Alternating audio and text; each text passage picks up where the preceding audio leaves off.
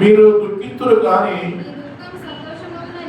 మీ దుఃఖము సంతోషమగునని మీతో నిశ్చయముగా చెప్పుచున్నాను నేను. 20వ వచనం అందరం కలిసి మరలా చదువుదాం. 21వ వచనం మాత్రమే, 20 మాత్రమే. మీరు ఏడ్చి ప్రలాపితులు కానీ లోకము సంతోషించును. మీరు దుఃఖితులు కానీ మీ దుఃఖము సంతోషమగునని మీతో నిశ్చయముగా చెప్పుచున్నారనను. ప్రేమైన దేవుని పిల్లలారా, యేసుక్రీస్తే ఈ మాట స్వయంగా ఆయన చెప్తున్నాడు. యేసుక్రీస్తే ఈ మాటను పలుకుతున్నాడు. ఆయన ఏమని పలుకుతున్నాడు అంటే, మీరు ఏడుస్తారు, లోకము సంతోషిస్తుంది. కానీ ఒకరోజు వస్తుంది, ఆ రోజు మీ దుఃఖము సంతోషంతో మార్చబడుతుంది. సో నిజంగా మన కుటుంబాల్లో చూస్తే, మన క్రైస్తవ కుటుంబాలలో లేదా సంఘానికి వచ్చే కుటుంబాలలో చూస్తే, ఏ కుటుంబంలో చూసినా ఏదో ఒక బాధ, ఏదో ఒక సమస్యతో మనం పోట్లాడుతూనే ఉన్నాం. ప్రతి కుటుంబము సమస్యతోనూ, బాధతోనూ, ఇరుకులు ఇబ్బందులతోనూ ఉన్న కుటుంబాలే ఉన్నాయి. రకరకాల సమస్య ఉండొచ్చు. ఒకరికి ఉన్న సమస్య ఇంకొకరికి ఉండకపోవచ్చు. ఒక్కొక్క సమస్య అయితే ఇంకొక సమస్య.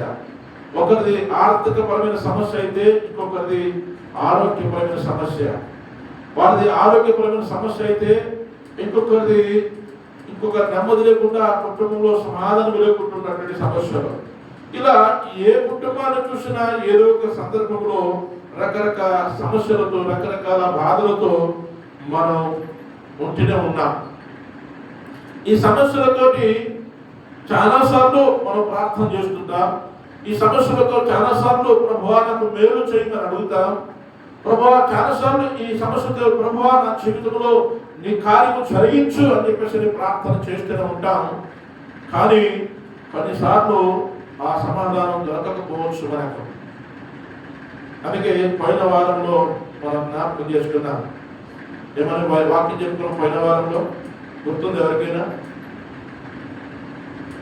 దేవుడు కొంతమందిని ముందుగానే పిలుస్తాడు, ఆ తర్వాత ఆశీర్వదిస్తాడు. కొన్నిసార్లు కొన్ని సమస్యలు వస్తాయి. వచ్చిన తర్వాత దేవుడు తప్పకుండా ఆ దుఃఖాన్ని, లేదంటే ఆ వేదనను, లేదంటే ఆ సమస్య నుంచి దేవుడు మనకు ఒక మంచి ఆశీర్వాదకరమైనటువంటి జీవితాన్ని ఇస్తాడు అనేది మనం నమ్మాలి. అంటే ప్రతి సమస్యకు కూడా ఏదో ఒక పరిష్కారము తప్పకుండా ఉంటుంది. ప్రతి బాధకు కూడా ఏదో ఒక నివారణ దొరుకుతుంది.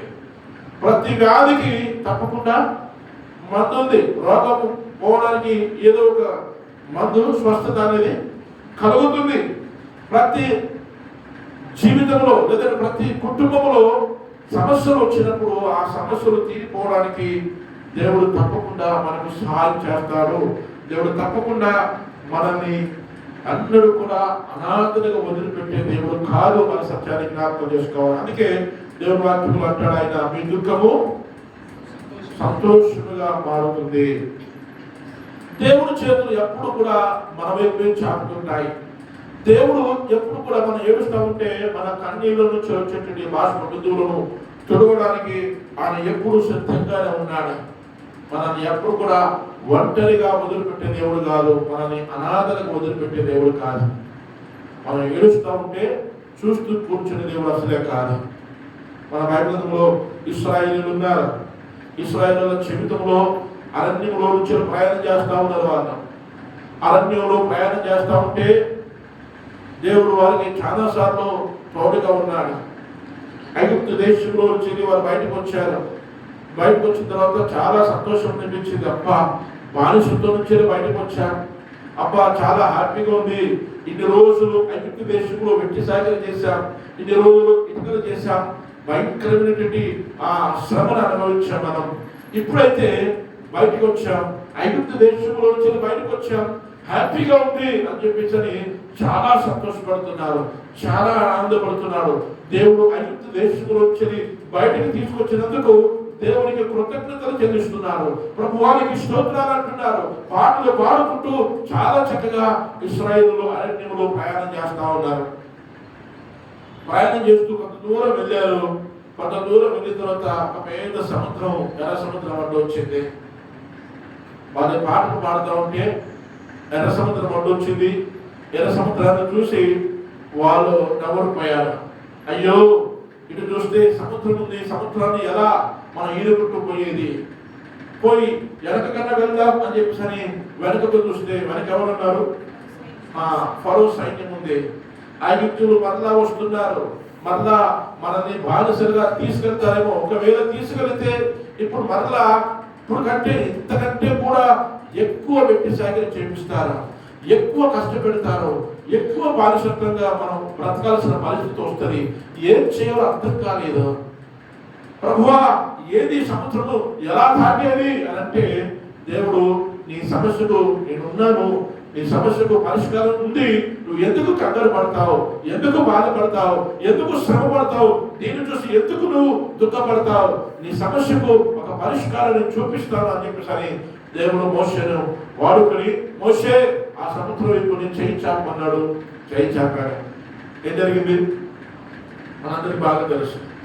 సముద్రము 2 పాయలుగా చీల్చబడ్డది. ఇటువైపు నీళ్లు గోడగా ఉన్నాయి, ఇటువైపు నీళ్లు గోడగా నిలబడ్డాయి. ఆరిన నేల, బురద కూడా కాదు, బురదగా కూడా లేదు, ఆరిన నేల ఉంది.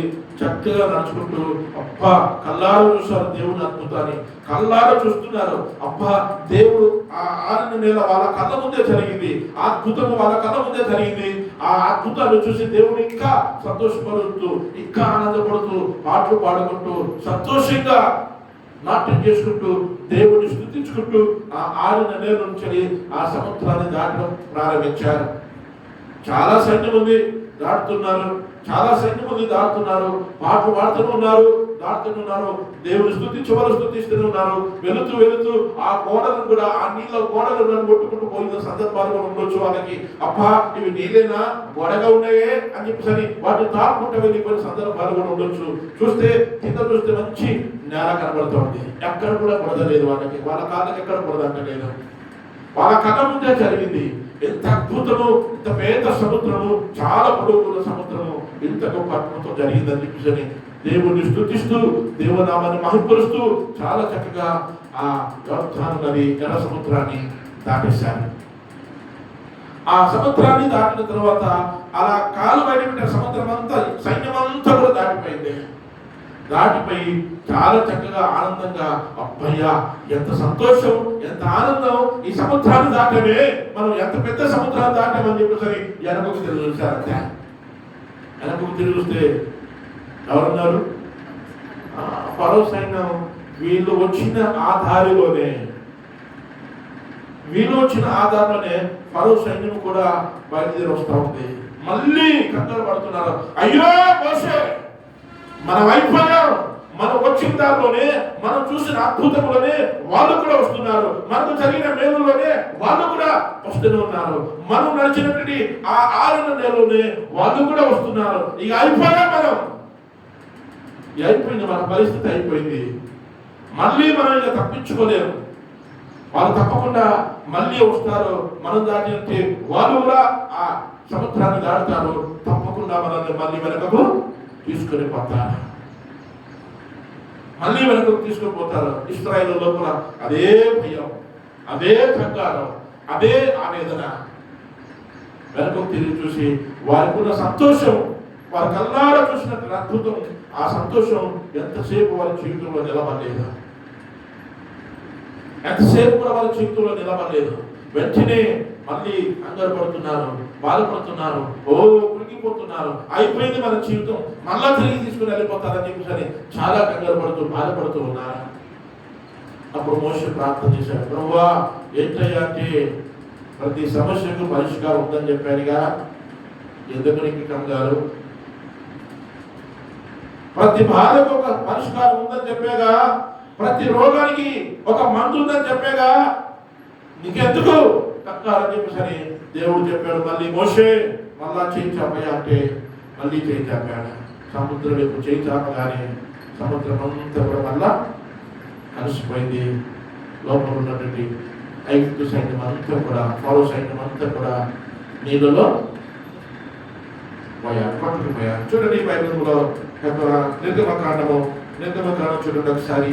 నిర్గమకాండము 14వ అధ్యాయము 28వ వచనంలో ఆ మాటలు మనకు కనబడతాయి. నిర్గమకాండము 14వ అధ్యాయము 28వ వచనం. నేను తిరిగి వచ్చి వారి వెనుక సముద్రంలోనికి వచ్చిన ఫరో యొక్క సర్వసేనను కప్పివేశాను. ఫరో యొక్క సర్వ సేనను తప్పివేశాను. వారిలో ఒక్కడైనను మిగిలి ఉండలేదు. ఇది రెండో అద్భుతాన్ని చూసారు. ఒకటేమో ఆ నీళ్ళే రెండు పాయలుగా చీల్చబడి ఇటు గోడగా నిలిచిపోతే ఆరిన నేలను కల్లారు చూశారు. అద్భుతాన్ని చూశారు, పాటలు పాడారు, దేవుడు స్తుతించారు, నాట్యం చేసుకుంటూ చాలా సంతోషంగా వారి బయటకు వెళ్ళారు. అదే జరిగింది అంటే ఫరో సైన్యాన్ని వాళ్ళ కళ్ళ ముందే ఇటు గోడగా ఉన్నటువంటి నీళ్లు, ఇటు సైడ్ గోడగా ఉన్నటువంటి నీళ్లు మరలా కలిసిపోయాయి. వీళ్ళని వెంటాడుతున్నటువంటి ఫరో సైన్యం అంతా కూడా ఒక్కడు కూడా మిగలకుండా ఆ సైన్యం అంతా కూడా ఆ నీటిలో మునిగి చచ్చిపోయారు. ఇది రెండో అద్భుతంగా వాళ్ళు చూశారు. అనుకున్నారా, అమ్మయ్యా ఇక మనకు బాధ లేదు, అయిపోయింది, మనకు సమస్య పోయింది. వాడు బ్రతికి ఉంటే అప్పుడు ఇప్పుడు కాస్త కూస్తో భయం ఉండేది. వాడు ఏ దారి నుంచి అయినా, ఏదంటే ఈదుకుంటేనైనా పడవెక్కైనా వచ్చి మనల్ని మళ్ళీ పట్టకపోతాడన్న భయం ఉండేది. కానీ ఇప్పుడు వాడు ఏం చేశాడు, కంప్లీట్గా చచ్చిపోయాడు. ఇక బాధ పోయింది, హ్యాపీ, సంతోషం అని అనుకున్నారు. అనుకొని ఇంకా కొంచెం ముందుకెళ్ళారు, కొంచెం దూరం వెళ్ళారంటే. కొంచెం దూరం వెళ్ళిన తర్వాత బాగా దాహం వేస్తూ ఉంది. మోషే, సముద్రం అయితే దాటించావు, కానీ బాగా దాహం వేస్తా, తినడానికి తిండి పెట్టకపోయినా పర్వాలేదు, కానీ నీళ్లు కావాలయ్యా, నీళ్లు కావాలి, మాకు నీళ్లు కావాలి, దాహం వేస్తూ ఉంది. మోషే ఏం చేయాలో అర్థం కాక, ప్రభువా ఎంతమందికి ఎన్ని బావులను తోడాలా, తోడడానికి ఎంత టైం పట్టాలా, ఎన్ని బావులు కొడితే ఇంతమందికి నీళ్లు కావాలా, ఏంటి అని చెప్పేసి అలా నడుచుకుంటూ ఆలోచన చేసుకుంటూ ప్రార్థన చేసుకుంటూ అలా కొంచెం ముందుకు వెళ్ళిన తర్వాత ఒక మంచి చెరువు కనబడేది, వాగు కనబడేది. అప్పయ్యా నీళ్ళు ఇంటి దొరికాయి అనుకున్నాను. నీళ్ళు నేనంటే నీళ్ళు నేను ఉత్తరం వచ్చేసేయండి, నీళ్ళు కావాలన్నారుగా, నీళ్ళు దొరికాయి మనకు రండి అని చెప్పేసి ఆంతరి మంచి నీళ్ళ దగ్గర తీసుకెళ్ళాడు. ఇదిగో నీళ్లు తాగండి, నీళ్లు కావాలని చెప్పేసి చాలా ఆరాటపడ్డారు. నీళ్లు కావాలని బాగా తప్పిపోయిపోయారు, నీళ్లు కావాలని బాగా ఉపరాటపడ్డారు. నీళ్లు దొరికాయి, ఇక తాగండి అని చెప్పేసి ఆ నీళ్ళ దగ్గర తీసుకెళ్ళాడు. నీళ్ళ దగ్గర తీసుకెళ్తే ఆ నీళ్ల దగ్గర కూర్చొని అలా దోషులు పడికి ఇలా తాగాడంతే. తాగేసరికి ఏముంది,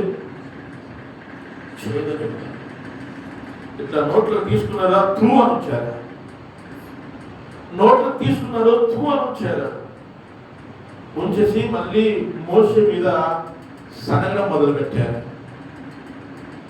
ఇశ్రాయేలీలకు చూడండి, వాళ్ళు తొందరగా ఇన్స్టాంట్ గా అలుగుతారు, ఇన్స్టాంట్ గా స్తుతిస్తారు. అప్పుడప్పుడే దేవుడికి స్తోత్రం అంటారు, నాట్యం చేస్తారు, పాటలు పాడతారు. ఏదైనా చిన్న శ్రమలుగానే మళ్ళీ సనగడం, వెనగడం, మళ్ళీ దేవుడి మీద ఒక రకమైనటువంటి హేయ భావాన్ని కలిగి ఉండడం, ఇవే చేస్తున్నారు వాళ్ళు. అక్కడ మళ్ళా మోషే చూడండి 15వ అధ్యాయం చూడండి, నిర్గమకాండము 15వ అధ్యాయము 22వ వచనం చదవండి ఒకసారి. మోషే ఎర్ర సముద్రము నుండి జనులను సాగచేయగా అరణ్యములోనికి వెళ్ళి దానితో 3 దినములు నడిచిరి. 3 దినాలు నడిచారు. వచ్చిన వారికి నీళ్లు దొరకలేదు. నడిచిన వారికి నీళ్లు దొరకలేదు. అందులో వారు మారాకు చేరిరి. మారా నీళ్లు ఎలా ఉన్నాయంట? చేదైనవి కనుక నోట్ల పోసుకోగానే చేదుగా ఉన్నాయి, కట్టుగా చేదుగా ఉన్నాయి. ఎవ్వరు కూడా కనీసం ఒక్క కూడా నీళ్లు త్రాగలేకపోయారు. మోషే చూశారు, మోషే ఎంతయ్యా ఎంత కఠినమైనటువంటి చేదు నీళ్ళ దగ్గర తీసుకొచ్చావు, ఏంటి పరిస్థితి, నువ్వు ఏం తాగాలనుకుంటున్నావు? మోషకి ఏం తెలుసు నీళ్ళు చేదుకుంటాయని? మోషకి ఏం తెలియదు. నీళ్లు కనబడ్డాయి కనుక నీళ్లు బాగానే ఉంటాయి. నీళ్ళు ఎప్పుడైనా చేదుకుంటాయా? ఉంటే తీయకుంటాయి, లేదంటే ఉప్పుగా ఉంటాయి, లేదంటే మందంగా ఉంటాయి కదా. అలా ఉంటాయి. ఎప్పుడైనా మనకు నీళ్ళు ఎప్పుడైనా చేదు కనిపించాయా? కనిపించవు. ఎప్పుడైనా చేదులు తాగా మనం మనకి ఎక్కడ కూడా చేదులు దొరకవు. కానీ అక్కడ నీళ్ళు ఏం దొరికాయి? చేదులు దొరికాయి. ఆయన కూడా ఎక్స్పెక్ట్ చేయలేదు చేదుగా ఉంటాయి నీళ్ళని. ఉప్పు ఉంటాయి అనుకుంటాం, లేదా కొంచెం మందంగా ఉంటాయి అనుకుంటాం, లేదా తీయగా ఉంటాయి అనుకుంటాం. అంతే తప్ప చేదుగా ఉంటాయని చెప్పేసి మోషే కూడా అనుకోలేదు. ఆ చేదు నీళ్లు అని చెప్పేసి ఆ నోట్లో పోసుకున్న నీళ్ళని ఊడ్చేసి మా నోరంతా ఖరాబ్ అయిపోయింది, మా జీవితం ఖరాబ్ అయిపోయింది, మా బ్రతుకు ఖరాబ్ అయిపోయింది, అసలు ఎందుకు ఇంకా నీళ్ళ దగ్గర తీసుకొచ్చావు అని అడిగితే మోషే దేవుడు చూశాడు, దేవా ఏంటయ్యా ఈ పరిస్థితి, నాకు ఏంటి, అసలు నీళ్ళెందుకు చేరుగున్నాయి, నీళ్లు చేరుకోవడానికి అవసరమే వచ్చింది అంటే దేవుడు చెప్తున్నాడు, అవి మొదటిగా మారడానికి దానికి కూడా ఒక దాని పరిష్కారం ఉంది. నువ్వేం టెన్షన్ పడక, ఆ చేదు నీళ్ళు నీ జీవితంలోనికి ఎందుకు ఇచ్చాను అంటే, నీ జీవితంలో ఒక మంచి జరగాలి అంటే నీ జీవితంలో ముందుగా నువ్వు చేదు అనేది రుచి చూడాలి. ప్రతి ఒక్కరు తాగారు, నోట్లో పోసుకున్నారు, తువ్వాలు ఉంచారు. ప్రతి ఒక్కరు ఆ నీళ్లు తీసుకున్నారు, నోట్లో పోసుకున్నారు, తువ్వాలు ఉంచారు. ఇదిగో నువ్వందరూ కూడా ప్రతి ఒక్కరు నీళ్ళు తీసుకున్నారు, నోట్లో పోసుకున్నారు, తువ్వాలు ఉంచారే. ఆ చేదు నీళ్లను మధురముగా మార్చడానికి నా దగ్గర ఒక ప్లాన్ ఉంది. కానీ ఆ చేదు నీళ్ళు నీకు ఎందుకు తాపించాను అంటే, అందులో ఒక మాట నేర్చుకోవాలి, అందులో ఒక సత్యం నేర్చుకోవాలి. మీ జీవితం మధురముగా మారాలంటే, మీ జీవితం ఆశీర్వాదకరంగా మారాలంటే, మీ జీవితం మేలుకరంగా మార్చబడాలంటే ముందుగా చేదు అనుభవాన్ని నువ్వు రుచి చూడాలి. చేదు అనుభవాన్ని రుచి చూస్తే తప్ప నీ జీవితంలోనికి ఒక మధురమైనటువంటి సంఘటన జరగదు. మన జీవితంలో కూడా అంతే. చాలా సందర్భాల్లో ఏదైనా చేదు అనుభవం మనకు ఎదురైనప్పుడు, ఎందుకు చేదు నా జీవితంలో, ఎందుకు నాకు ఈ కష్టం, ఎందుకు నాకు ఈ బాధ, నా కుటుంబంలో ఎందుకు ఈ బాధ, లేదంటే నా జీవితంలో ఎందుకు ఇలాంటి పరిస్థితి, నా భార్యకి నివారణ లేదా, నా భార్య ఎన్ని రోజులైనా ఇట్లాగే ఉంటుంది, స్వస్థత లేదా, దీనికి సంవత్సరాలు ఈ రోగంతో చచ్చిపోతున్నా నేను, సంవత్సరాలు ఈ ఆర్థికపరమైన ఇబ్బందులతో సతమతమవుతున్నాను, దీనికి నివారణ లేదా నాకు. కుటుంబాలు అలా ప్రతిరోజు మనం బాధపడుతుంటాం. ఇంకెంతకాలం ఈ కుటుంబంలో నేను ఈ రకంగా బాధపడాలి, ఇంకెంతకాలం ఈ కుటుంబంలో ఈ మనుషులతో ఇలా వేదన చెందాలి, ఈ చేదు అనుభవాన్ని ఇంకెంతకాలం నేను అనుభవించాలి కుటుంబంలో. ఇలాంటి పరిస్థితులు మన జీవితంలో వస్తూ ఉన్నప్పుడు దేవుడు చెప్పాడు, మోషే కంగారు పడక, చేదును కావలసుకునే మీకు ఇచ్చాను. ఎందుకంటే మీరు ఒక మధురమైంది తాగాలి అనంటే, ఒక మధురమైనటువంటి నీళ్లను మీరు స్వీకరించాలంటే ముందుగా చేదు నీళ్ళు ఎలా ఉంటాయో మీకు తెలియాలి. చేదు అనుభవం ఎలా ఉంటుందో మీకు అర్థం కావాలి. ఆ చేదు, ఆ కఠినమైనటువంటి జీవితం, ఆ కఠిన పరిస్థితులు ఎలా ఉంటాయో మీకు తెలియాలి. ఆ బాధ ఎలా ఉంటుందో, ఆ నొప్పి ఎలా ఉంటుందో మీకు అర్థం కావాలి. కొద్దిగా నోట్లో పోసుకొని నోరు చేతులను తూ ఉంచామే, ఒక్కరు కూడా కనీసం ఒక గుట్టుగా మింగలేకపోయారు. అప్పటికే అమ్మో చేదు చేదు చేదు అనుకుంటూ నోరంతా కాపు కాకుండా ఊరు చేస్తున్నారే. ఆ అనుభవం కొత్త, దానికి ఒక పరిష్కారం ఉంది. చెప్పాడు దేవుడు, మోషే అందరూ చదువుతున్నారు ప్రభు, ఏం చెప్పమంటావు అంటే, ఇవాళ ఒక చెట్టు చూపిస్తాను, ఆ చెట్టును తీసుకెళ్ళి ఆ నీళ్ళలో వేయి కదా, అదే కదా చెప్పింది దేవుడు. చెట్టు తీసుకెళ్ళి నీళ్ళలో వేయి. దేవుడు చెప్పినట్టుగా ఆ చెట్టును తీసుకెళ్ళి నీళ్ళలో వేస్తాడు. నీళ్ళలో వేస్తే అక్కడ 2 కార్యాలు జరిగాయి. ఏం జరిగింది? ఆ చేదు నీళ్లు కాస్త ఏమైనాయి? చదవండి అన్న మాట, చదవండి. 15వ అధ్యాయం 25వ వచనం చదవండి, 24, 25 వచనాలు చదవండి. సరుక్కనగా అతడు యెహోవాకు మొరపెట్టెను, అంతటా యెహోవా అతనికి చెట్టును చూపెను. ఆ చెట్టును నీళ్ళలో వేసిన తర్వాత నీళ్లు మధురములాయను. చాలు, దేవునికి స్తోత్రం, హల్లెలూయా. నీళ్లు మధురములాయను. ఆ చెట్టుని వేసిన తర్వాత అక్కడ 2 కార్యాలు జరిగాయి. ఏంటి అంటే, ఆ చెట్టు వేసిన వెంటనే ఆ చెట్టులో ఉన్న మాధుర్యం అంతా కూడా నీళ్ళలో కదిలింది.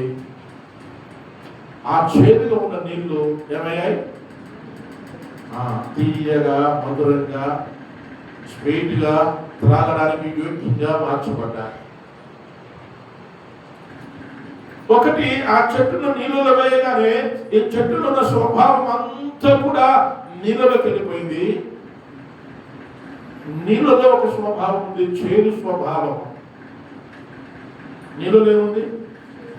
చేదు స్వభావం ఉంది. ఆ చేదు స్వభావం, ఆ నీళ్ళలో చేదు స్వభావం అంతా కూడా ఈ చెట్టు తీసుకుంది. ఇప్పుడు చెట్టును పట్టుకొని నోట్లో పెట్టుకుంటే చేదు కనబడుతుంది. ఆ నీళ్లు తీసుకొని నోట్లో పోసుకుంటే తీయగా, నోటికి రుచిగా కనబడతాయి. 2000 సంవత్సరాల క్రితం యేసుక్రీస్తు సేమ్ ఇదే చేశారు మన జీవితంలో. చేదుగా ఉన్నటువంటి మన జీవితాలు, చేదుగా ఉన్నటువంటి మన బ్రతుకులో, చేదుతో కొట్టుకుట్లాడుతున్నటువంటి పరిస్థితుల్లో ఉన్నటువంటి మన జీవితాలు ఏ మంచి లేవు. ఎవరు కూడా మనల్ని దగ్గర తీసుకొని అమ్మయ్యా అని అనుకున్నటువంటి పరిస్థితులు ఎవరు లేరు. నోట్లో పోసుకొని తూ అని వచ్చారే, అలాంటి బ్రతుకులే మనకి. పాపంతో కొట్టుకుట్లాడుతున్న బ్రతుకులు, మోసంతో కొట్టుకుట్లాడుతున్న బ్రతుకులు, రోగాలతో కొట్టుకుట్లాడుతున్న బ్రతుకులు, ఈ చేదు అనుభవం కలిగినటువంటి జీవితాలు మనవి. ఈ చేదు అనుభవం కలిగినటువంటి జీవితాలను, అయ్యా ఏంటి పరిస్థితి అంటే, నీ చేదు జీవితం అంతా కూడా నాకివ్వు, నాలో ఉన్న మాధుర్యాన్ని నేను మీకు ఇస్తానన్నాడు యేసుప్రభువు. నీ చేదు జీవితం మంచిగా లేదా? నీ జీవితం చేదుగా ఉందా? పరిస్థితులు బాగలేవా? నువ్వు చాలా చెడ్డవాడివా? అయితే పర్వాలేదు, ఆ జీవితాన్ని నాకు ఇయ్యు, నీ జీవితాన్ని నేను తీసుకుంటాను. నీ చేదు అనుభవం అంతా కూడా నాకు నా మీద వేయి. నేను నీలో వచ్చిన తర్వాత నీ జీవితం అంతా కూడా నేనే తీసుకుంటున్నానని యేసు ప్రభు మన చేదు జీవితం అంతటిని యేసు ప్రభు తీసుకున్నాను. మన చేదు బ్రతుకు అంతటిని కూడా యేసు ప్రభు తీసుకున్నారు. యేసు ప్రభు మన చేదు జీవితాన్ని తీసుకొని ఆయన ఒక చేదుగా, చూడండి బైబిల్లో ఒక మాట లూకా సువార్తలో మాట అంటారా? లూకా సువార్త 23వ అధ్యాయము. లూకా సువార్త 23వ అధ్యాయము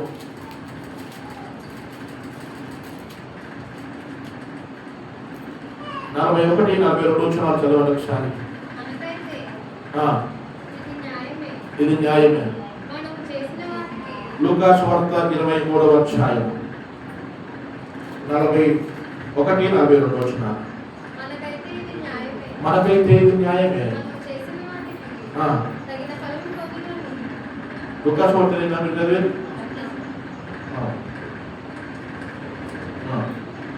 చలో.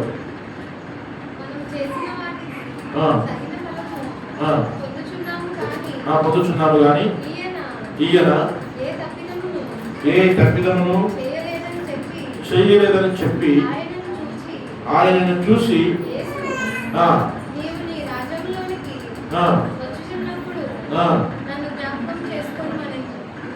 ఒక్క నిమిషం. ఆయన చేదును గెచ్చమైన తోటలో చేదును ద్రాక్షరసం తాగుతారు. తండ్రి నిశ్చితమైతే గిన్నె నాయకుడిని తొలగించమని ప్రార్థన చేస్తారు. ఏ వచనం అది? ఎందులో ఉంది? మత్తయి సువార్త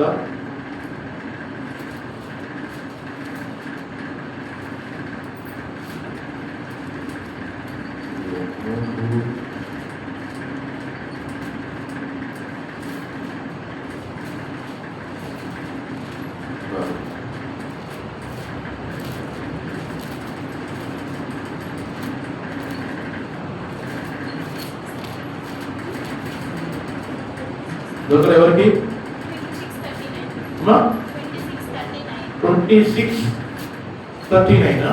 ఓకే. లూకా సువార్త 26 మత్తయి ఉందా? ఓకే. మత్తయి 26:39 చదవండి.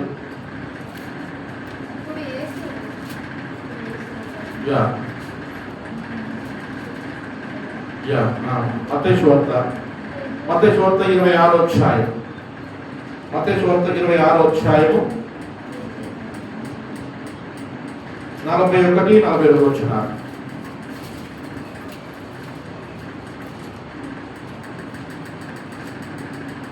మీరు శోధనలో ప్రవేశించకూడదు. 39 నుంచి కొంత దూరం వెళ్ళి సాగిలపడి నా తండ్రి సాధ్యమైతే ఈ గిన్నె నా యొద్ద నుండి తొలగిపోనిము, అయినను నా ఇష్ట ప్రకారము కాదు నీ చిత్త ప్రకారమే కానిమ్మని ప్రార్థించెను. గెత్సేమనే తోటలో ఆ ఒలివ కొండ పైన యేసు ప్రభు వేదన పడుతూ రాత్రంతా కూడా ప్రార్థన చేస్తూ ఆ ప్రార్థనలు గడుపుతున్న సందర్భంలో ఈ మాట మాట్లాడతారు. ఆయనకు ఒక గిన్నె ఇవ్వబడ్డది. ఆ గిన్నె చేదుతో కూడుకున్నటువంటి గిన్నె, లోక పాపముతో నిండుకున్నటువంటి గిన్నె. ఈ గిన్నెను త్రాగు, ప్రభువాని తాగ తప్పదా? ఇది చేదు గిన్నె, మనుష్యుల పాపం అంతా కూడా అందులో ఉంది. ఇదిగో నేను మరణానికి అప్పగించబోతున్నాను. మనుషుల కొరకు వారి చేదు జీవితాలు, లేదంటే మనుషులలో మంచితనము లేదు, మనుషులలో అసూయ, ద్వేషం, కోపం, లోకమున్న సర్వ పాపమంతా కూడా వారిలో ఉంది. అయితే ఇప్పుడు వారిని నేను బాగు చేయడానికి, వారిని నేను ఆశీర్వదించడానికి, వారిని నేను మధురముగా మార్చడానికి, నాలో ఉన్నటువంటి మాధుర్యము వారికి ఇవ్వడానికి, వారిలో ఉన్నటువంటి చేదును, వారిలో ఉన్నటువంటి పాపమును నేను స్వీకరించాలి. యేసు ప్రభు అదే చేస్తున్నాడు. మోషే నీళ్లు చేదు నేను కంగారు పడక, కానీ ఆ నీళ్ళలో ఆ చేదు నీళ్ళను తీసేయడానికి ఇదిగో చెట్టు తీసి ఆ నీళ్ళలో వేయమంటే నీళ్ళలో వేశాడు. చెట్టులో ఉన్న మాధుర్యం అంతా కూడా నీళ్ళలోకి వెళ్ళింది. నీళ్ళలో ఉన్న చేదంతా కూడా చెట్టులోకి వచ్చింది. యేసుక్రీస్తు జీవితంలో కూడా ఆయనలో ఉన్న మాధుర్యం, ఆయనలో ఉన్న మంచితనం, ఆయనలో ఉన్న సాత్వికం, ఆయనలో ఉన్న ప్రేమ, ఆయనలో ఉన్నటువంటి దయ, ఆయనలో ఉన్న కనికరం, యేసుక్రీస్తు నమ్ముకున్నటువంటి నా జీవితంలో, రక్షించబడిన నీ జీవితంలో, నా జీవితంలో, మన జీవితాల్లో ఆ కనికరమును పెట్టాడు, ఆ దయను పెట్టాడు, ఆ ప్రేమను పెట్టాడు. మనలో ఉన్న సమస్త ద్వేషమును, చేదును ఆయన తీసుకున్నాడు. ఈరోజు యేసుక్రీస్తు నమ్ముకున్నటువంటి మనం ఆ ప్రేమ కలిగి ఉంటున్నాం, ఆ జాలి కలిగి ఉంటున్నాం, ఆ దయ కలిగి ఉంటున్నాం. ఒకవేళ అది అనుభవిస్తున్నామా లేదా అన్నది మనకు మనమే పరీక్ష చేసుకోవాలి. యేసుప్రభు నమ్ముకున్నానా? యేసుప్రభు నమ్ముకొని రక్షించబడి బాప్తిసం తీసుకొని ప్రభు సహవాసంలో పాలు పొందుతూ, ఆయన రక్త మాంసంలో పాలు పొందుతూ, ఆయన అన్నాడు, ఇదిగో నేను పరిశుద్ధులు కనుక మీరును పరిశుద్ధులుగా ఉండండి, అందుకోసమే ఇదిగో మీ పాపమంతా నేను వేసుకుంటున్నానని చెప్పి ఆయన మన పాపమంతా ఆయన వేసుకొని మనల్ని పరిశుద్ధులుగా చేయడానికి ఇష్టపడ్డాడు. ఆ పరిశుద్ధ జీవితాన్ని నేను జీవిస్తున్నావా లేదా అన్నది మనకు మనమే పరీక్ష చేసుకోవాలి. యేసుప్రభు వచ్చిందే నీ పాపమంతా ఆయన మీద వేసుకొని ఆయనలో ఉన్న పరిశుద్ధతను నీకు కూడా వచ్చాడు. ఆయన నీ పాపం చేరంతా కూడా ఆయన తీసుకొని ఆయనలో ఉన్నటువంటి మధురమైనటువంటి మాధుర్యమైనటువంటి పరిశుద్ధ జీవితాన్ని నీకు ఇవ్వడానికి వచ్చాడు ఆయన. కానీ ఆ పరిశుద్ధ జీవితం జీవించడానికి ఇష్టపడుతున్నట్టు మనం ఎంత ధనిలోమో, ఎంత ఆధిక్యత కలిగినటువంటి వాళ్ళము. మరి అదే కనుక లేకపోతే, అనుభవం కనుక లేకపోతే పరిశుద్ధమైన జీవితం జీవించడానికి, కనికరము కలిగి ఉండడానికి దేవుడు మనల్ని ఏర్పాటు చేసుకున్నాడు. అందుకోసమే మన కొరకు ఆయన శాపముగా మారిపోయాడు, పాపిగా మారిపోయాడు. ఆయన గురించి పాటలు పాడతాం మనం కదా, ఎంతో సుందరుడమ్మా తాను. యేసుప్రభు ఎవరంటే ఆయన చాలా సుందరవంతుడు, ఆయన పాపం లేనివాడు, ఆయన పరిశుద్ధుడు, ఆయన నీతిమంతుడు కదా. ఇవన్నీ యేసుప్రభు గుణాలు. కానీ బైబిల్ గ్రంథంలో చూడండి, యెషయా గ్రంథంలో ఒక మాట ఉంటాడు చూడండి. యెషయా గ్రంథము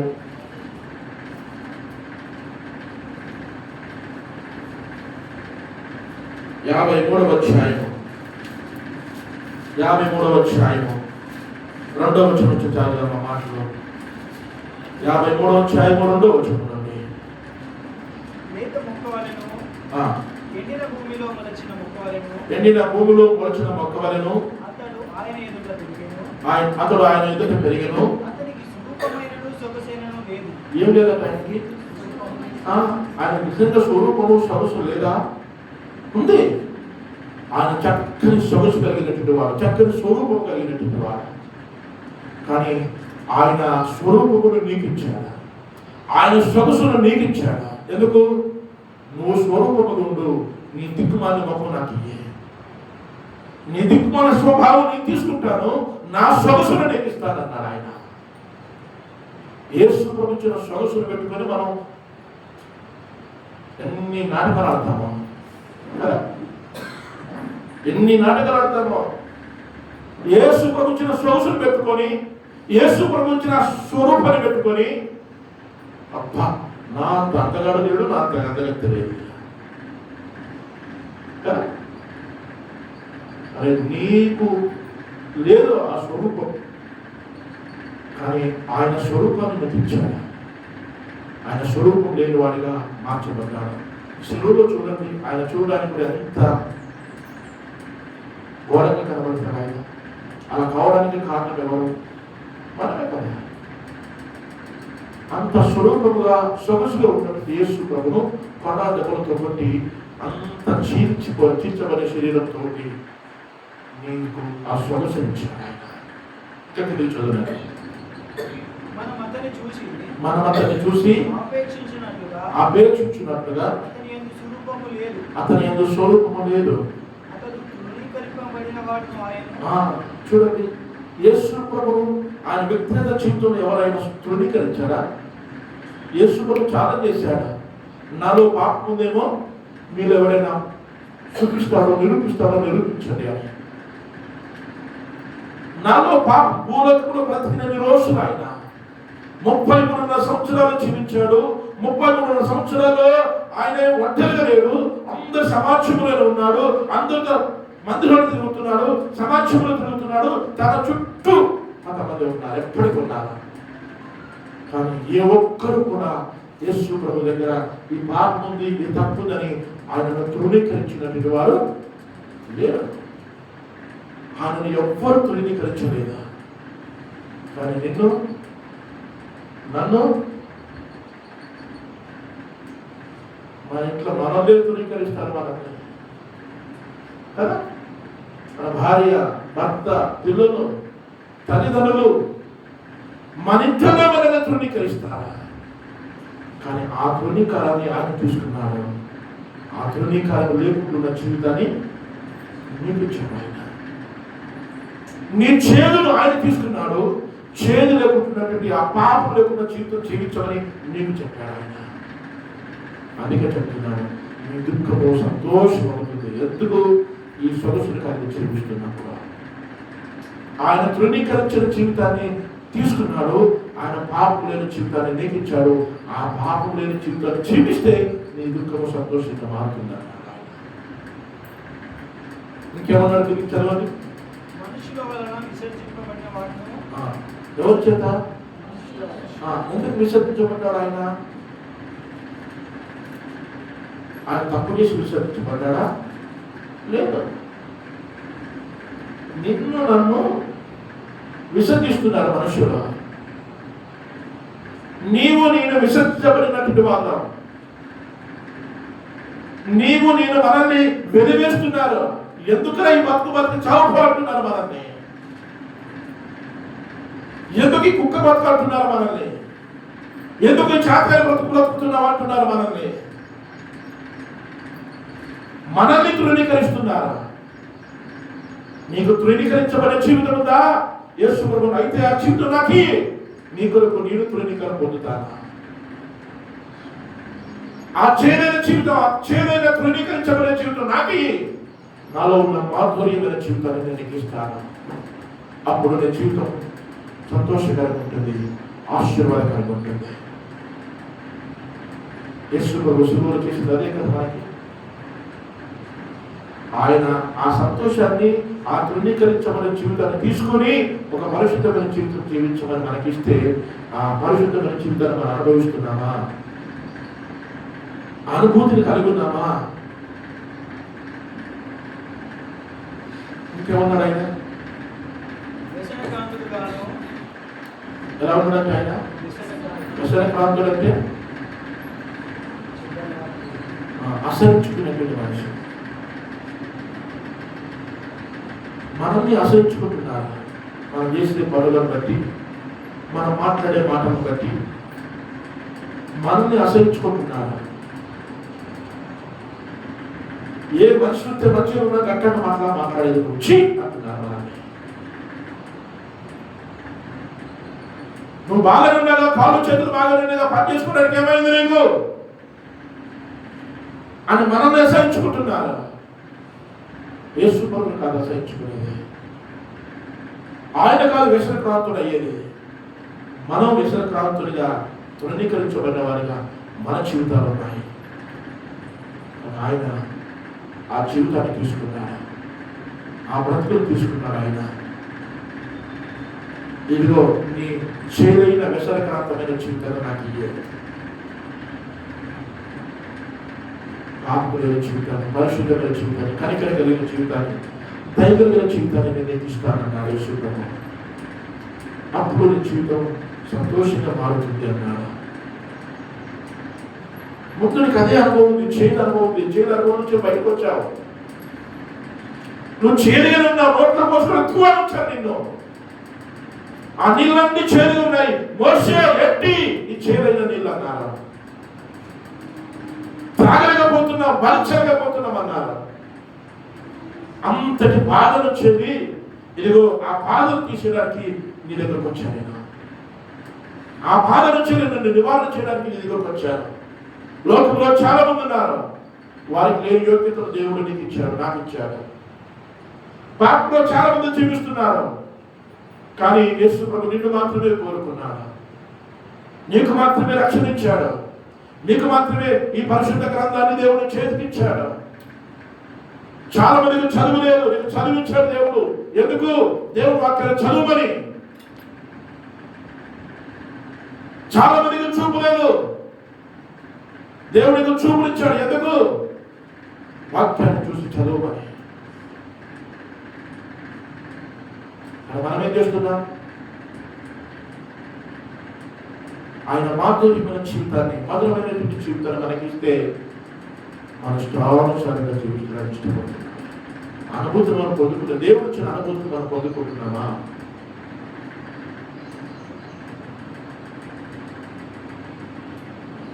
ఇంకో క్రైస్తవుల్లో చాలా మంది మాట్లాడే మాట డబ్బులు పైసలు మాట. ఎవరు మాట్లాడతారు? ఎక్కువ క్రైస్తవులే మాట్లాడతారు.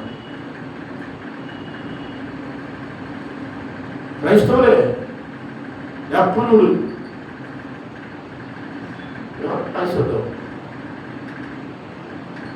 పనిచేస్తారు. సంపాదన ఉంది. చూడండి, బైబిల్లో అపోస్తలుడైన పౌలు కొరింథీయులకు రాసిన 2వ పత్రిక.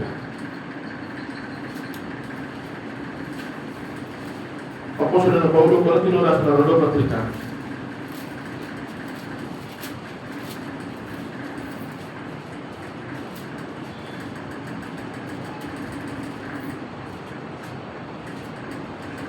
8వ అధ్యాయం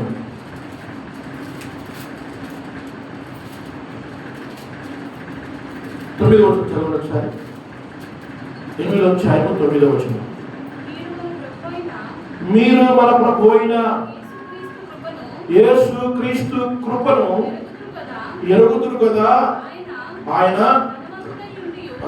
ధనవంతుడై ఉండి మీరు తన దారిద్ర్యము వలన ధనవంతులు కావాలని మీ నిమిత్తము. ఎంత చక్కగా చూడనమాట. ఆయన ఉన్న దరిద్రుడా? ఆయన దరిద్రుడిగా మారిపోయాడు.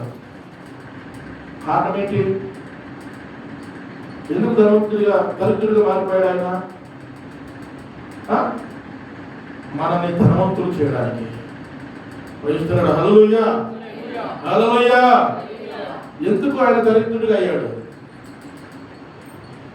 దరిద్రుడిగా మారాల్సిన అవసరం వచ్చింది. అరే, నువ్వు దరిద్రుడివి. నువ్వు దరిద్రుడు అయితే నిన్ను దరిద్రునిగా ఉన్నట్టు నీ జీవితాన్ని ఆయన తీసుకొని ఆయన ఉన్న ధనవంతునిగా నిన్ను చేయాలని కోరుకున్నాడు ఆయన. క్రైస్తవులు మనం ఏమంటాం? క్రైస్తవులు దరిద్రుల్లో మేము. ఎవరు మనం? దరిద్రులు. ఎందుకు దరిద్రత? ఆయన మాధుర్యాలను తీసుకోవట్లేదు.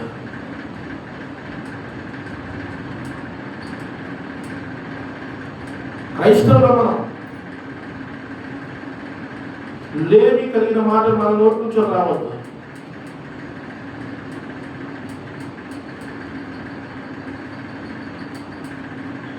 నా దగ్గర పైసలు లేవు అని మనం ఎప్పుడు చెప్పడానికి లేదు. ఎందుకు? మన దేవుడు ఎవరైనా మనల్ని ఏం చేయడానికైనా దరిద్రుడైండు, ధనవంతులు చేయడానికి. నువ్వు పని చేయి, దేవుడి దగ్గర నమ్మకంగా ఉండు, దేవుడు ఆశీర్వదిస్తాడు, ధనవంతులే చేస్తాడు. పని చేయమని బైబిల్ చెప్తుంది. పని చేయకుండా నేను ఇక్కడికి కూర్చుంటాను, ధనవంతులు చేయమని చేయడు ఆయన. పని చేయి, దేవుడి దగ్గర నమ్మకంగా ఉండాలి. నీ దారిద్ర్యాన్ని ఆయన చూసుకొని ఆయన ధనవంతుని జీవితాన్ని నీకు ఇవ్వడానికి ఇష్టపడ్డాడు. నీ దరిద్రమైన చేదు జీవితాన్ని ఆయన తీసుకున్నాడు. ఆయన ఉన్న ధనవంతులైన జీవితాన్ని నీకు ఇచ్చాడు. అది దేవుడు కోరుకునేది. కానీ క్రైస్తవులు, దేవుని పిల్లలు, నేను ఎప్పటికీ జ్ఞాపకం చేస్తాను, మన గలపిల్లలు ఎప్పటికీ చిల్లర పైసలు పడతాయి. ఇప్పటికీ చిల్లర పైసలు పడతాయి. 2 రూపాయల బిల్లలు, 5 రూపాయల బిల్లలు, 10 రూపాయల బిల్లలు.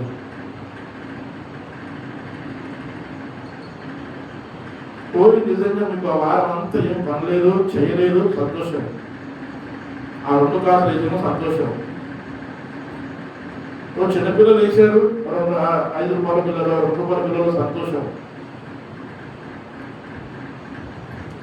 కానీ మనం వేసేటువంటి కార్యక్రమం ఎవరికి ఇస్తున్నాం?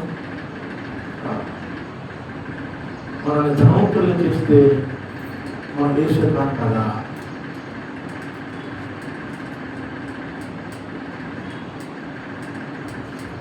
మోడీ గవర్నమెంట్ వచ్చిన తర్వాత 10 రూపాయల నోట్లు, 20 రూపాయలు చాలా పెంచారు. పెంచుతున్నారు. హల్లెలూయా, హల్లెలూయా. 10 రూపాయల నోట్లు, 20 రూపాయల నోట్లు చాలా మార్కెట్ విడుదల చేశాడు.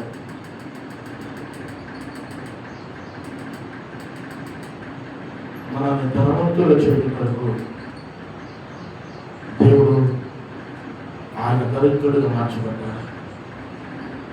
ఇంకా ప్రియమైన దేవుడి పిల్లలారా, నేను ఒక మాట బైబిల్ వచ్చి జ్ఞాపకం చేసి ముగిస్తాను. అలాగే మన బైబిల్ కూడా తెలిసినటువంటి పుస్తకం లేదు. రూతు గ్రంథంలో ఎవరున్నారు? రూతు గ్రంథంలో రూతే ఉంటుంది. ఎవరుంటారు మరి? ప్రవేశిస్తాడు. హల్లెలూయా. రూతు గ్రంథంలో ఎవరుంటారు? రూతే ఉంటది. ఆ రూతు ఈ ఊళ్ళో ఉండి, బెత్లెహేములో ఉండి చాలా కష్టం అనుభవించింది. లేమి వచ్చేసింది, తినడానికి కూడా కష్టమైపోయింది. తినడానికి కూడా కష్టంగా మారిపోయి, అయ్యో ఈ దేశంలో ఉంటే, ఇక్కడ బెత్లెహేములో ఉంటే బ్రతకలేమనుకుంది. బ్రతకలేమనుకొని ఈ బెత్లెహేమును విడిచి మోయాబు ప్రాంతానికి వెళ్ళిపోయింది. అక్కడైతే హ్యాపీగా బ్రతకొచ్చు అనుకుంది. మోయాబు ప్రాంతానికి వెళ్ళింది, కొంతకాలం ఉండింది. ఇక్కడికంటే అక్కడ దరిద్రాన్ని అనుభవించింది. కొంతకాలం తర్వాత భర్త చచ్చిపోయిండు, పిల్లలు చచ్చిపోయిండు కదా. భర్త చచ్చిపోయిండు, పిల్లలు చచ్చిపోయిండు. భర్త పిల్లలతో చచ్చిపోయిన తర్వాత ఆ 2 పిల్లలకు పెళ్లిళ్ళు చేసింది. ఆ కోడలు ఉన్నారు. ఆ కోడల్లో చెప్పింది, అమ్మగారా నీ దండం పెడతా, మీరు మీ ఇంటికి వెళ్ళండి, నాకంటే వేరే మగ పిల్లలు లేరు మనం చూసుకోవడానికి. సరే అని చెప్పేసి చిన్న కోడలు ముద్దు పెట్టి వెళ్ళింది, పెద్ద కోడలు తనతోనే ఉంది. ఆ నుంచి ఆ కోడలు పట్టుకొని ఆ పెద్ద కోడలు చెప్పిన, అత్తమ్మ నేను ఎక్కడికి పోను, నీతో ఉంటా, నీ దేవుడే నా దేవుడు, నీ ప్రశ్నే నా ప్రశ్నలు, నువ్వు ఎక్కడ తింటావో నేను ఎక్కడ తింటా, నువ్వు ఎక్కడ పడుకుంటే నేను అక్కడ పడుకుంటా, నిన్ను దేవుడు తప్ప నిన్ను నన్ను ఎవరు కూడా విడదీయకూడదు అని చెప్పేసి ఒక మంచి కమిట్మెంట్ వచ్చారు అత్త కోడలతో. ఆమె చాలా బతులాడేది అత్త. వద్దమ్మా నువ్వు నాతో బ్రతకలేవు, చేసుకున్నామని వద్దు అంటే కూడా లేదు లేదు అని చెప్పేసి ఒక కమిట్మెంట్కి వచ్చారు. బలవంతం చేయగలమ్మా నేను పోను అని చెప్పేసి ఆయన బలవంతం ఆమె బలవంతం పెట్టింది, ఏం బలవంతం పెట్టింది, ఇద్దరు ఒక అండర్స్టాండ్కి వచ్చారు. సరే అత్త కోడలు కలిసి మళ్ళీ ఎక్కడికి వచ్చారు? బెత్లెహేముకి వచ్చారు. బెత్లెహేముకి వచ్చిన తర్వాత కొంతకాలం వెళ్ళిపోయారుగా, కొంతకాలం వెళ్ళిపోయారు, నష్టపోయారు, తిరిగి వచ్చారు. తిరిగి వచ్చిన తర్వాత బెత్లెహేముకి వచ్చిన తర్వాత ఆమె చూసి అంటున్నారు, ఎవరిని? నయోమును చూసి, ఈమె మన నయోమే కదా,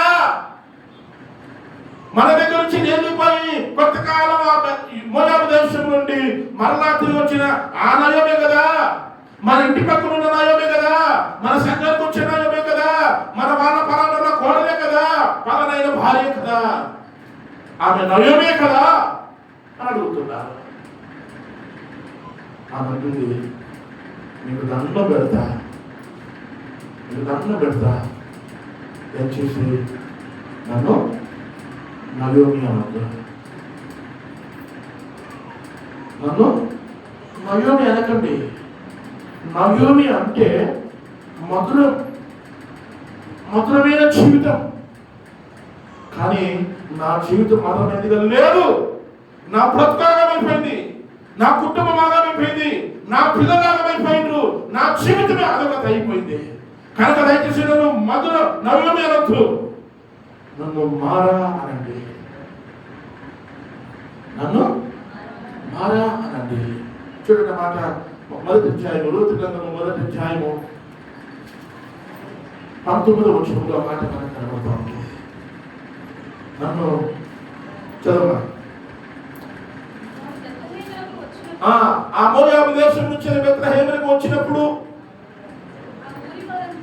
ఆ ఊరి వారందరూ, ఆ సంఘస్థులందరూ వారి యొద్దకు గుంపు కూడి వచ్చి, ఈమె నయోమి కదా, ఈమె మన సంఘస్థురాలు కదా, ఈమె పలానా భార్య కదా, పలానా అమ్మ కదా, పలానా ఆయన కోడలు కదా, ఈమె పేరు నయోమి కదా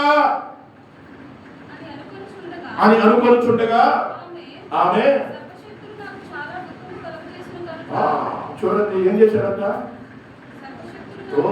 దేవుడు అన్యాయం చేసిండట. సర్వశక్తుడు నాకు చాలా దుఃఖం కలగజేసాడు. నాకు ఏం న్యాయం చేశాడని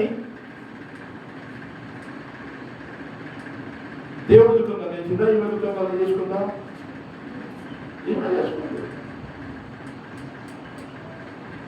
కానీ ఎవరి మీద పెడుతుంది? దేవుడి మీద పెడుతుంది. దేవుడు నీకు ఇచ్చిన జీవితం ఆశీర్వాదకరమైన జీవితం. నీ పాప జీవితాన్ని ఆయన తీసుకున్నాడు, నీ శాప జీవితాన్ని ఆయన తీసుకున్నాడు, నీ చేదన జీవితాన్ని ఆయన తీసుకున్నాడు.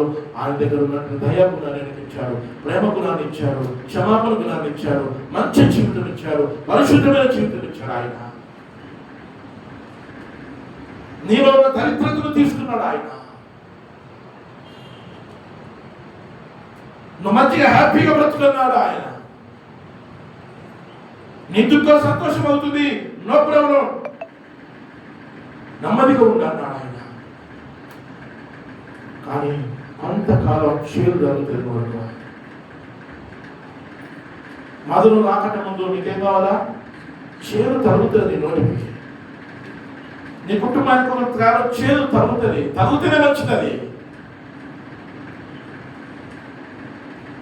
ఆ చేదు తరిగిన తర్వాత, ఆ చేదు అనుభవం వచ్చిన తర్వాత నీ జీవితం మధురంగా మార్చబడుతుంది. సర్వశక్తుడు నాకు అన్యాయం చేసిను. చదువు.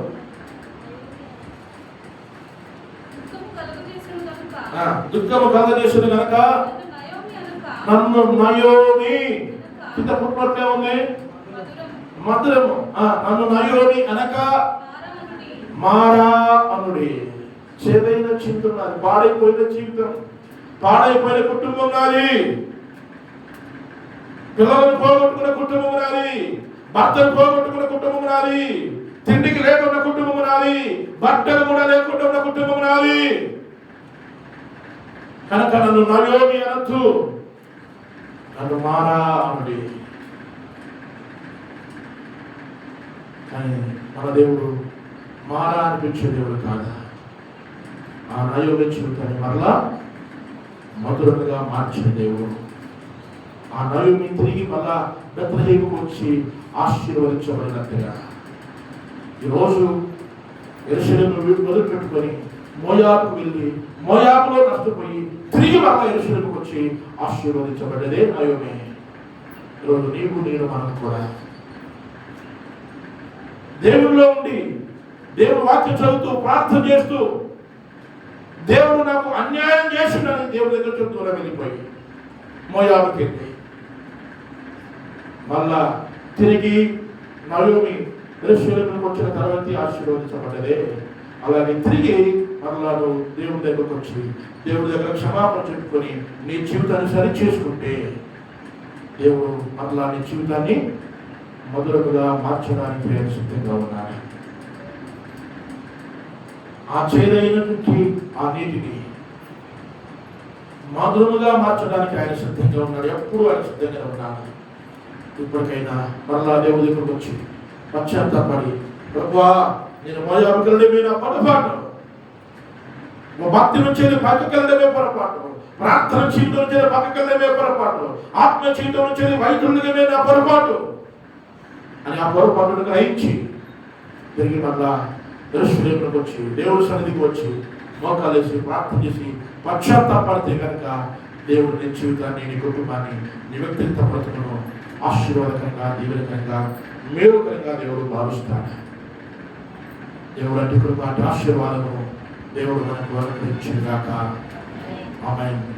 తలలోచుదాం, కళ్ళు మూసుకుందాం, ప్రార్థన చేసుకుందాం. ఒకసారి మనగా ఆలోచన చేద్దాం. ఇంకా నేను మధురంగానే, నేను బాగానే ఉన్నాను, నా జీవితం ఇంకా చేదుగానే ఉంది, నా బ్రతుకు ఇంకా చేదుగానే ఉంది అంటే దేవుడు అంటున్నాడు, నేను చేదైన జీవితాన్ని నాకు ఇస్తావా? నీ పాడైన జీవితం నాకు ఇస్తావా? నీ పాడైన కుటుంబాన్ని నాకు ఇస్తావా? నా కుటుంబాన్ని, నా జీవితాన్ని, నా బ్రతుకుని నేను నీకు ఇస్తాను.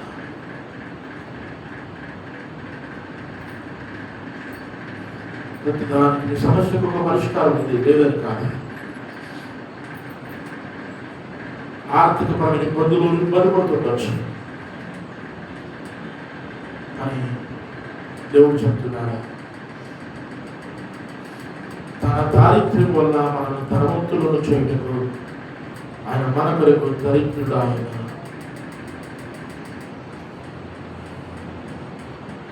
ఆయన ధనవంతుడు పిల్లలు మనం ధనవంతులుగా ఉండడానికి ఇష్టపడాలి, కానీ మనమే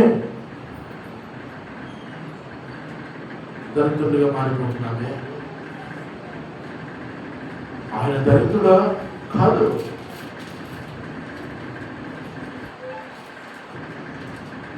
ఆయన మారాను మధురంగా మార్చిన తర్వాత దేవుడు వారికి కొన్ని షరతులు ఇచ్చాడు. ఇదిగో మారాను మధురముగా ఉన్నాయి, మారా నీళ్లు మధురముగా మార్చబడ్డాయి, ఈ నీళ్లు త్రాగినటువంటి మీరు ఆశీర్వాదం పొందుతారు, దీవెన పొందుతారు, మేలు పొందుతారు. ఐగుప్తులో కలిగిన ఏ రోగములు కూడా మీకు రావు. ఆశీర్వాదకరంగా ఉంటారు, మీరు దీవెనకరంగా ఉంటారు, మీరు మేలుకరంగా మార్చబడతారు. యేసు ప్రభు చెప్పారు, నిన్ను స్వస్థపరచు యెహోవాను నేనే. ప్రియమైన దేవుని పిల్లలారా, ఒక్కసారి మనకు ఆలోచన చేద్దాం, ప్రార్థన చేసుకుందాం. ప్రేరేపించబడ్డ వారు దయచేసి ఎవరైనా ఒకరు ప్రార్థన చేయండి. ప్రభు మాటలు మన మేలు నిమిత్తమే దీవించి ఆశీర్వదించినట్లు.